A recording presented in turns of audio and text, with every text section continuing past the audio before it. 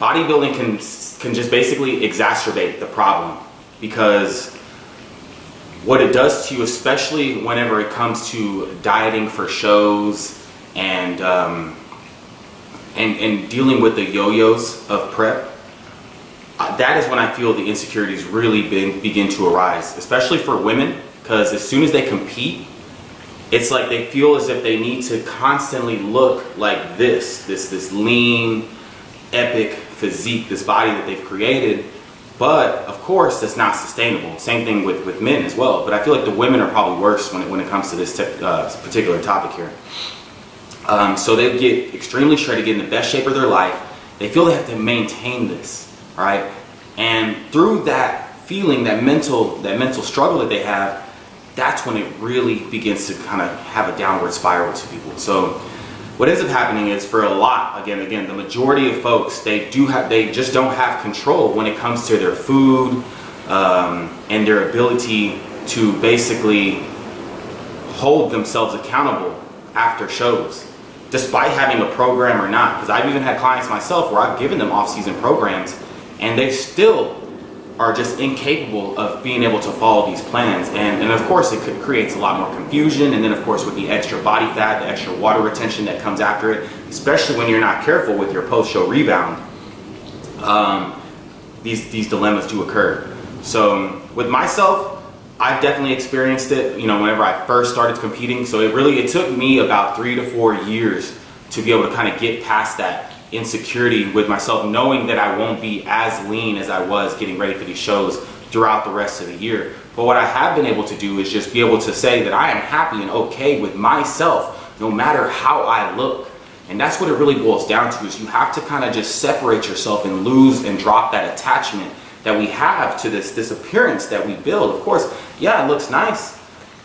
It does look nice. I mean, to me it looks great for pictures, but you know, when it's an everyday thing, it's not necessarily the best thing for you, you know. So, and that's what we have to kind of learn to let go.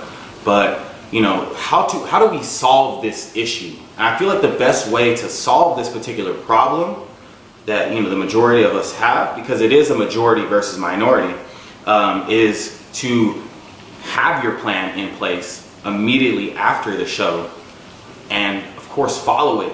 Get your feedback, especially if you hire a coach. You know, whenever it comes to my clients, post-show, I want two updates a week. You know, I want to make sure that I'm staying on top of them, so that way they gain that control back, and they understand that, you know, this food, junk food ain't going nowhere. So there's no need for us to have to go and just overconsume, you know, within a short time frame and eat, you know, just burgers, pizzas, fries, I mean, just sushi, I mean, just go ham, because a lot of us do. We just go ham because we think that there's no way that your body can put on body fat that quick, but that's not true.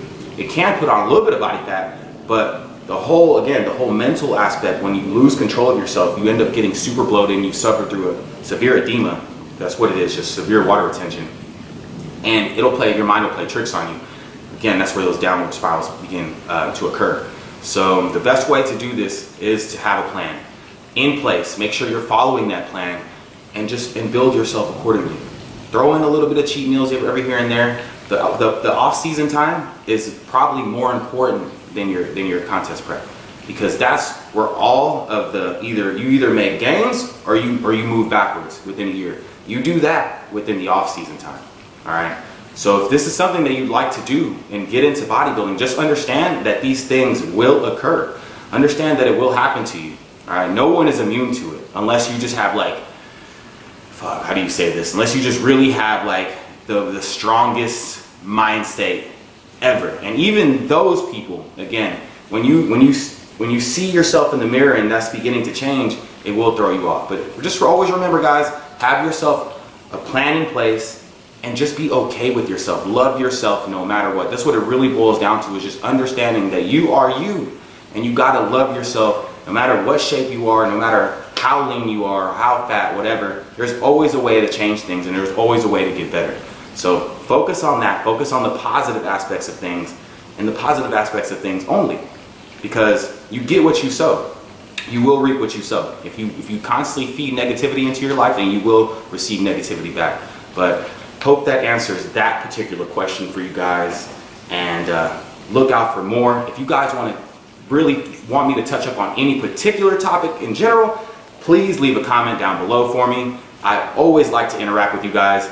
And if you haven't already liked this video, please like this video, give it a thumbs up. If you haven't already subscribed to this channel, make sure you subscribe to the channel right now. And don't forget to click the little bell button right next to it, because those notifications are important. I want to make sure you guys are seeing my videos whenever I put them out. So anyways, till next time everyone, it's Jonathan Irizarry, JI Fitness. Peace out.